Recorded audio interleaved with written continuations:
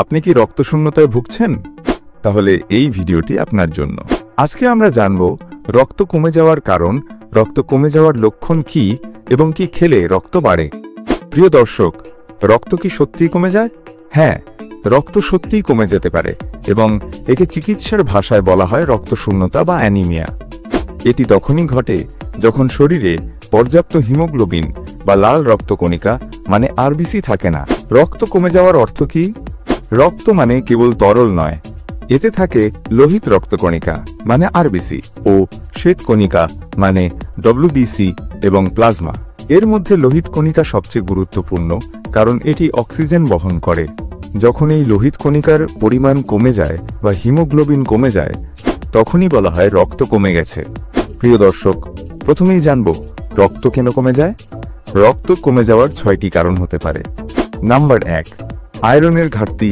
এটি সবচেয়ে সাধারণ কারণ। আমাদের খাবারে যদি আয়রন না থাকে তাহলে রক্ত কমে যেতে পারে। নাম্বার 2, ভিটামিন B12 ও ফলিক অ্যাসিড। ভিটামিন B12 এবং ফলিক অ্যাসিডের অভাব থাকলে আমাদের দেহে রক্তশূন্যতা দেখা দেয়। নাম্বার 3, অতিরিক্ত রক্তক্ষরণ। বিশেষ করে মেয়েদের অতিরিক্ত মাসিকের ফলে শরীরে রক্তশূন্যতা দেখা দেয়। নাম্বার 4, গর্ভাবস্থা। গর্ভ অবস্থায় মায়েদের শরীরে রক্তের চাহিদা অনেক বেড়ে যায়। নাম্বার 5, কৃমি।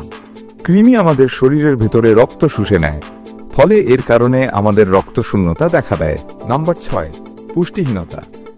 খাদ্য তালিকায় আয়রন বা প্রোটিন না থাকলে আমাদের দেহে রক্তশূন্যতা দেখা দেয়। তাহলে কি করে বুঝব আমাদের দেহে রক্ত কমে গেছে? জানতে চাইলে রিলেটেড ভিডিওতে দেওয়া লিঙ্কে ক্লিক করে সম্পূর্ণ ভিডিওটি দেখে নিন।